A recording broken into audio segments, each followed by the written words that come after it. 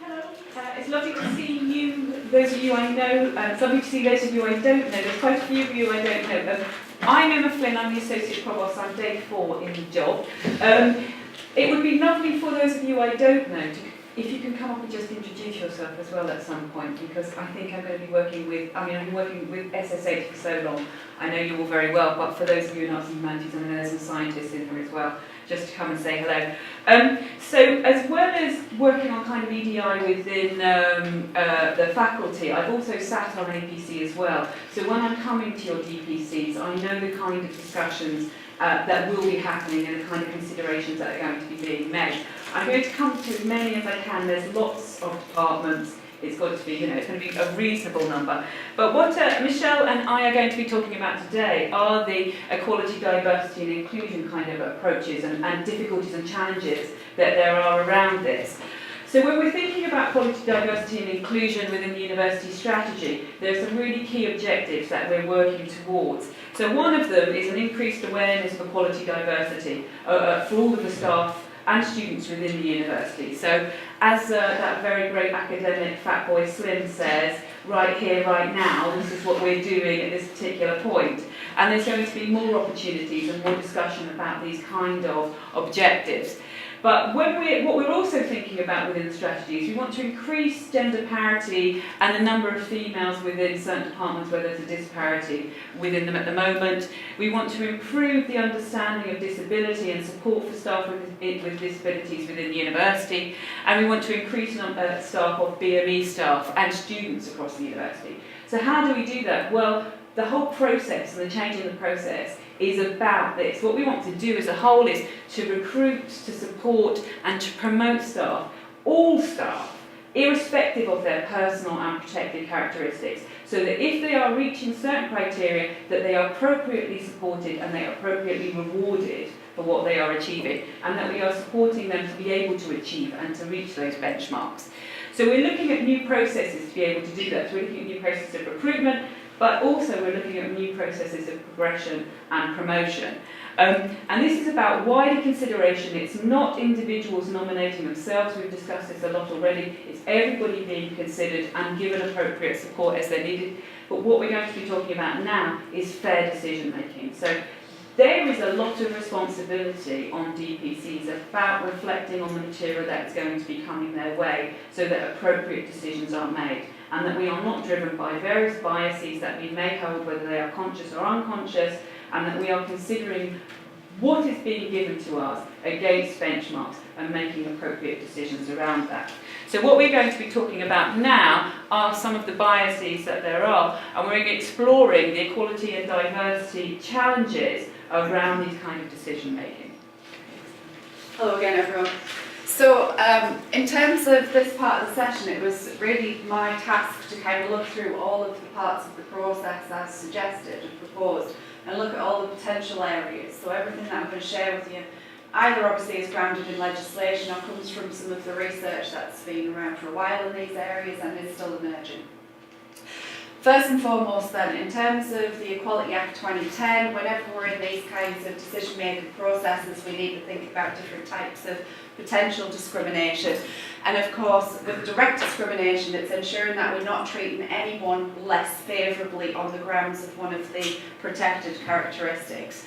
And the idea here is that simply if we decided as a committee to withhold promotion from someone because of a protected characteristic, it would fall within this realm. So I think most people these days are going to avoid doing anything that steps into that kind of arena. The other thing is obviously we're using criteria throughout this process. So again, one of the things that might crop up would be the idea that we could fall foul of indirect discrimination. So we have to make sure that any criteria we set have been carefully considered, that we have looked at if there is any potential discriminatory impact, and if there is, can we look at how we can make that a less discriminatory criteria, lessen that impact, and if not, have we got a good, logical, objective reason for having the criteria in place? So one thing to assure the room is to make sure that, say, we have equality impact assess the process, and that's something that I think we can keep a watching eye on as well. When we're avoiding discrimination, then it is making sure that whatever decisions we make through these committees, they are based on merit and not on personal characteristics, as I've already alluded to. That it is about using, as far as we possibly can, the criteria in a very objective, rational and logical manner. And of course, one of the things that's really great about the new process is that it does have inbuilt within it the idea that we are considering contextual factors, we are considering personal factors in an appropriate manner, which is ideal in the sense of trying to combat structural and systemic areas of discrimination that we kind of have as inadvertently creep into these systems. The biggest thing for me then is to take you through other parts of the process where actually it's not necessarily conscious bias that we're really going to be maybe stepping into the areas of, but in fact unconscious bias. So I know some people in the room have attended some of my workshops before, but just in case people haven't seen some of this stuff, it's just to take you through it fairly quickly. I'm just going to show you a quick video clip from the Royal Society because it's a simple but it's quite a nice introduction to unconscious bias.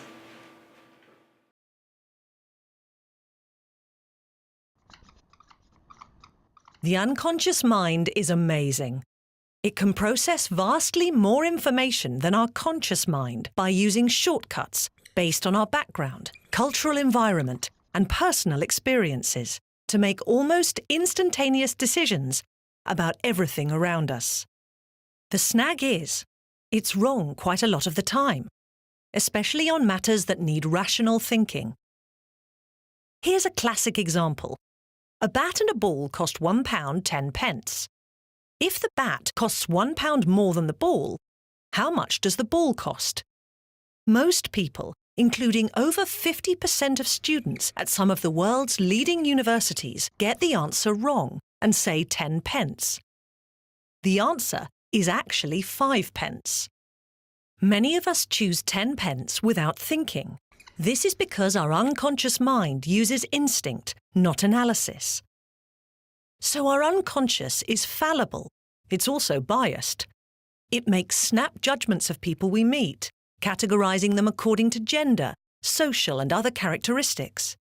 In milliseconds, we judge whether somebody is like us and belongs to our in-group.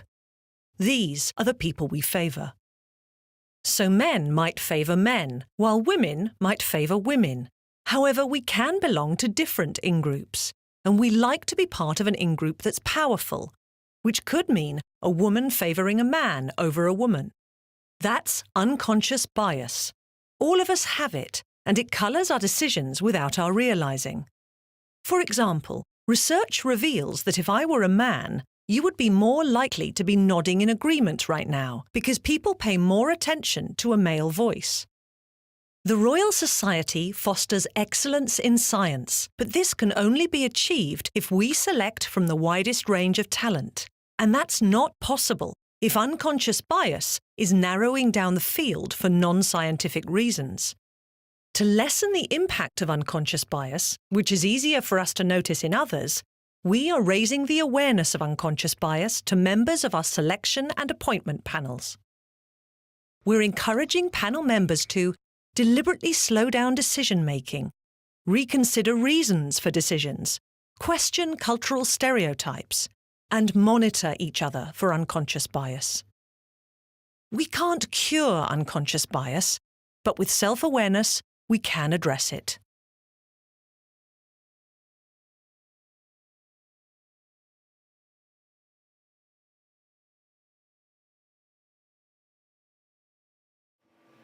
Okay, so in terms of the different parts of the process and kind of considering this idea of unconscious bias, the first thing is, as we've already been discussing in the room already, the fact that all staff are asked to submit a CV is pretty good from the point of view of understanding that there are and have been recognised gendered patterns around self-promotion. The standardised CV template also is really useful because again it minimises that sort of requirement for people to over-exaggerate or oversell themselves or do this heavy self-promotion.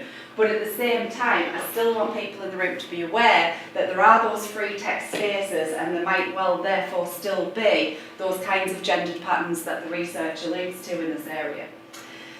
In terms of the individual submission as well, we know that people are asked to comment on, for example, their research, their teaching, and also a whole range of criteria that links into, for example, citizenship and leadership. And you'll see I've asterisked that one because also leadership itself can be seen as a gendered construct, if not considering other areas that are linked to that. And again, that links to obviously structural, individual and culturally normative expectations and attitudes. The other good thing, as I've again quickly mentioned, is the fact that contextual factors are going to be taken into account.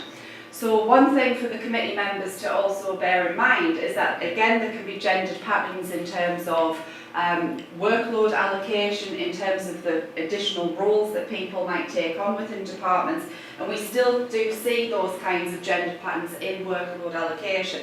So it is about giving true value to the large, for example, administrative roles that people take on board within departments, as well as some of the more traditional things that we would expect.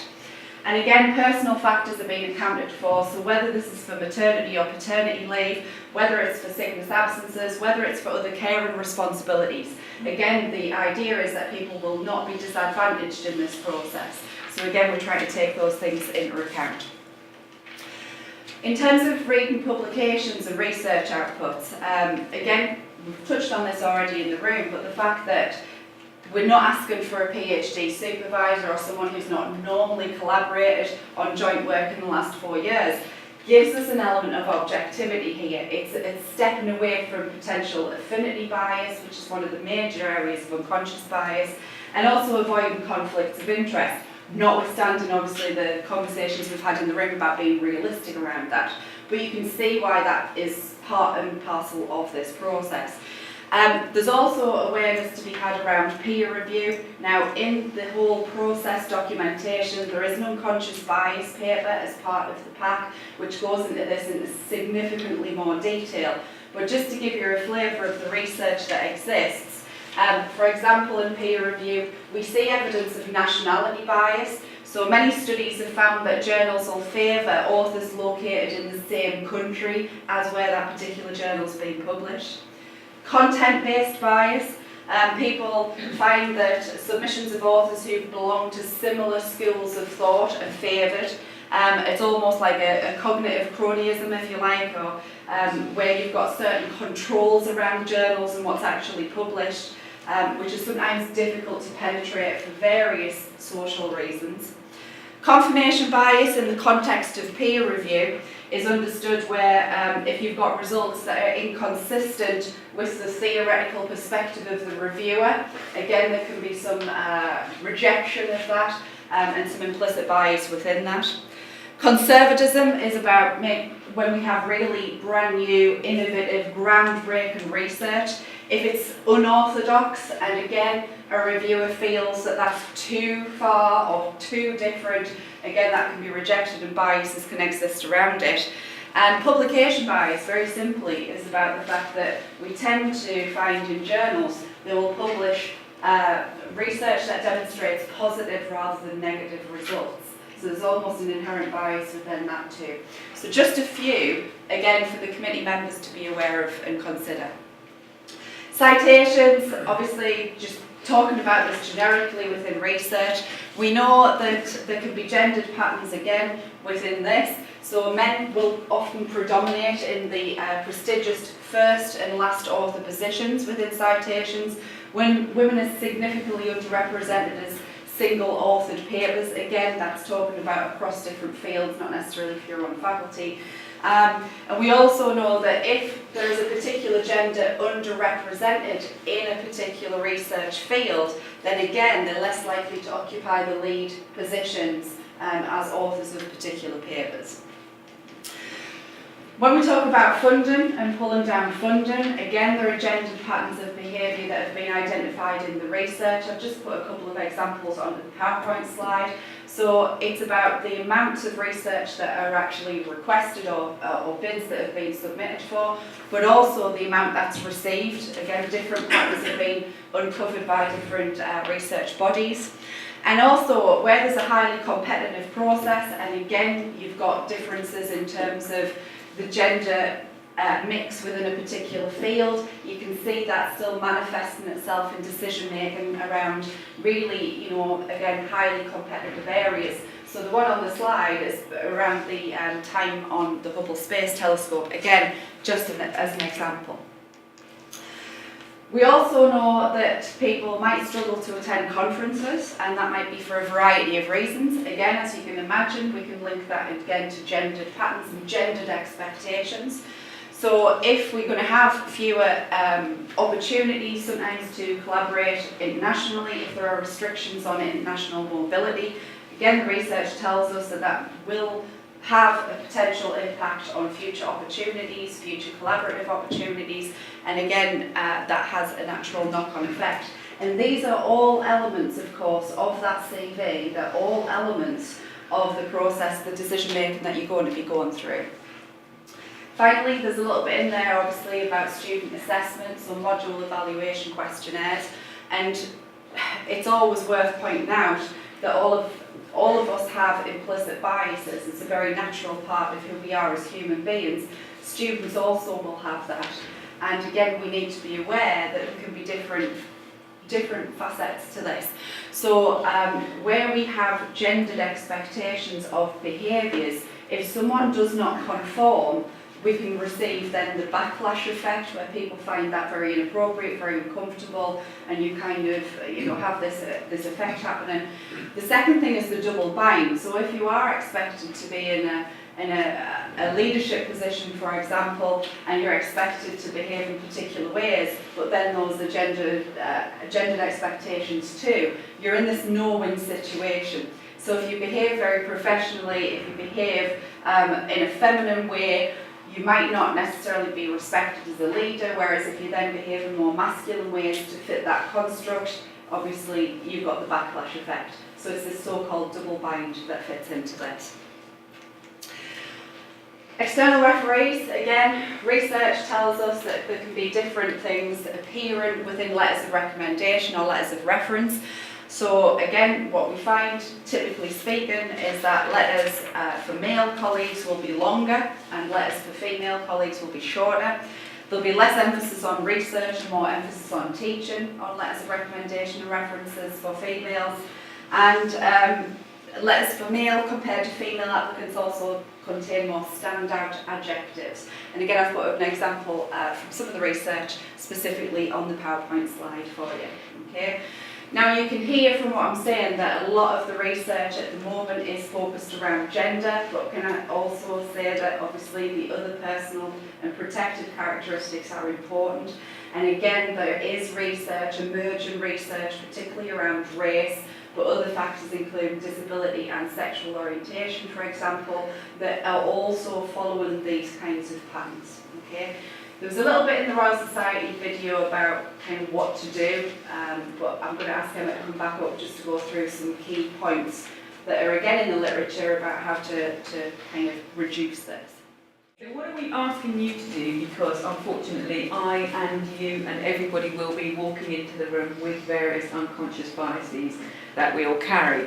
One of the things is to make sure that you give yourself enough time to be able to evaluate these CVs in a time-appropriate way, that you slow down your decision-making, that you don't make snap judgments as an individual and also as a group.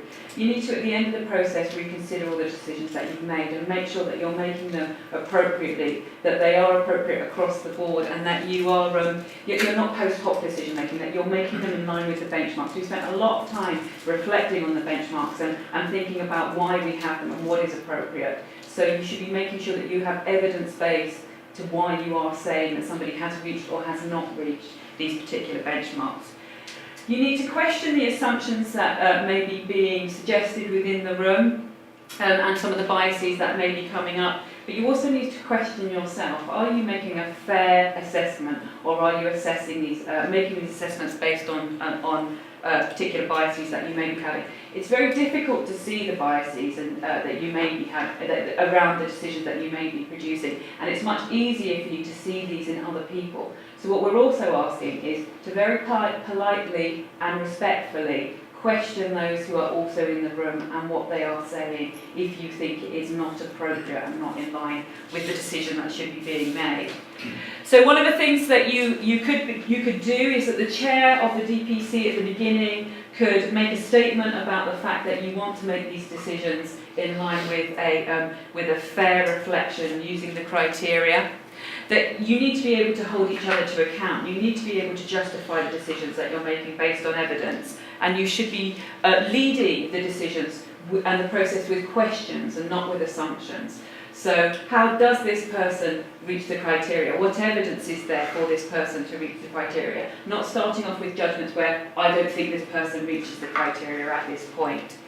And again, you need to not be frightened to question the evidence that other people are presenting if you disagree with it, if you don't think it's appropriate, and if you think it's being driven by post hoc justifications.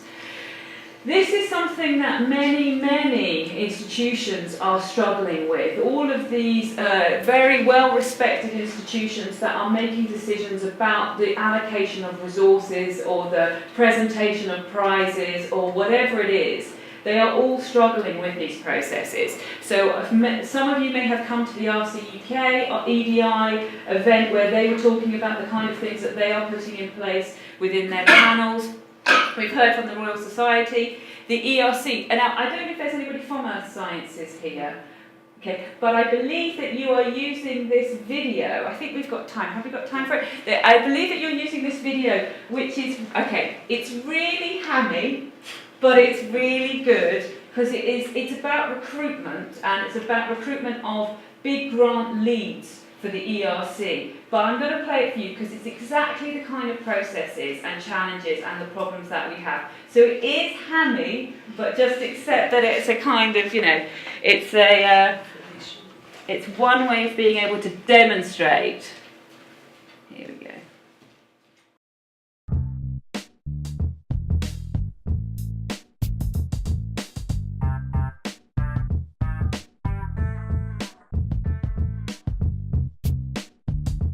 Now that we've gone through all the applications for the open position of group leader, I would like us to review the ones that we shortlisted.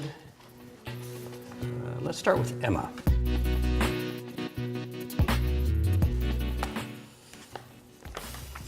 Well, she has a strong publication record. She published a paper in a high-impact journal last year. Yeah, but she's clearly collaborating closely with the head of department. She also has a grant together with him. So I'd like to see some evidence that she actually has some ideas of her own. I'm worried that she might lack independence.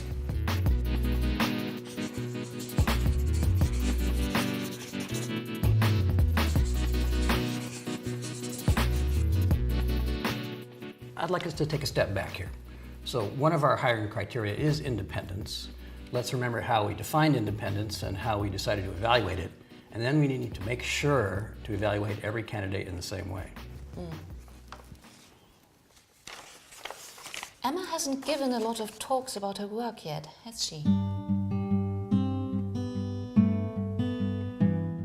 I might be able to explain that. A friend of mine knows Emma pretty well, so I happen to know a few things about her.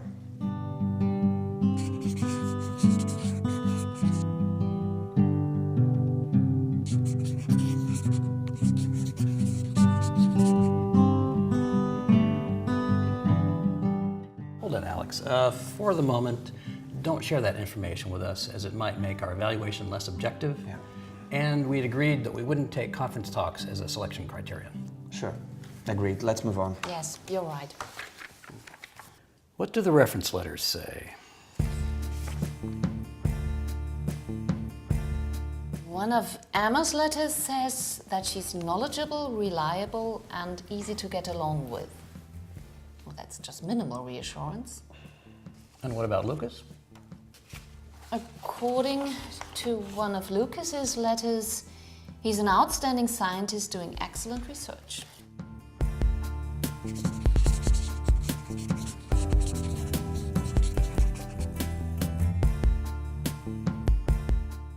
That is indeed faint praise for Emma.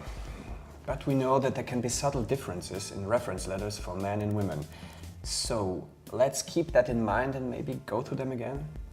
Yes, and in case of doubt, we might put certain reference letters aside. Or give the referees a call. Yes, absolutely. Sure. So did you get here okay? Of course. This place is very easy to find.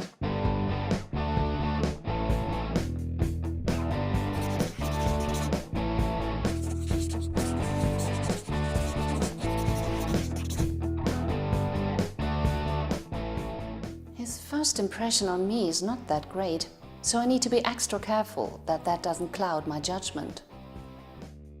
So it seems we did our PhD at the same university. Really? I love that place. Yeah, me too.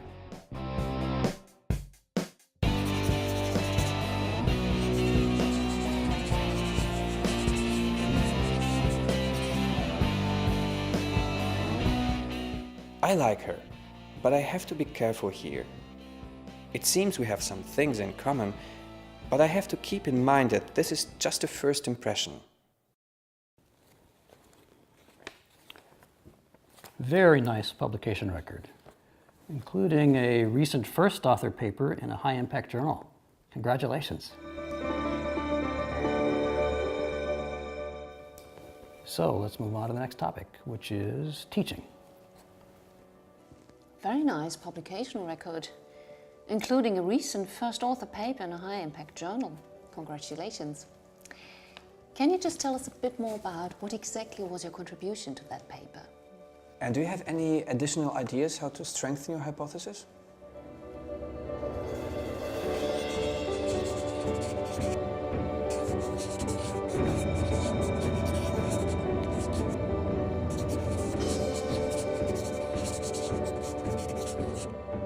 So before we call in the first candidate, let me remind you that we are conducting structured interviews, as similar as possible for all candidates.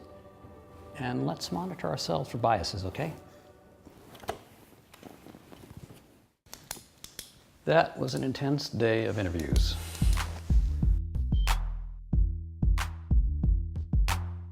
So what do you think of our candidates? What about Lucas? In the end, I was really impressed with Lucas. He's definitely my favorite. My doubt about him is that he's currently at a rather low-ranking university. So I wonder if he's really that good. His science is great. He's very outgoing and communicative. I'm sure he'd be a great addition to the department.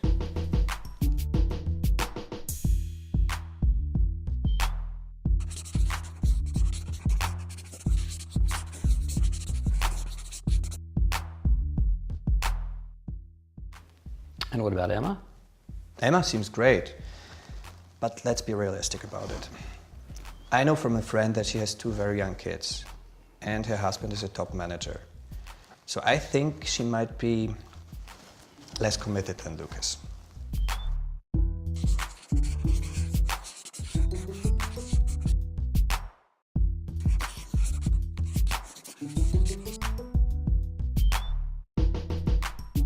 That was an intense day of interviews.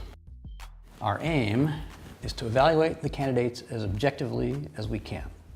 So we're going to be going over the hiring criteria that we defined, and we're going to evaluate each criterion one by one in every candidate, okay? And let me remind you that we will not be making the final decision today, but we will meet again in a few days. Great. Let's get started.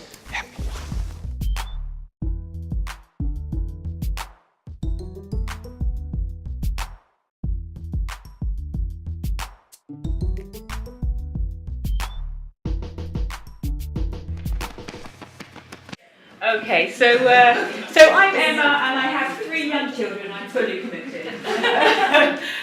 So it's about recruitment, that video, but it gives you exactly the same kind of biases and the kinds of difficulties that you have with the kind of evaluations that you're doing. And it was also very hammy, so I should warn you about that.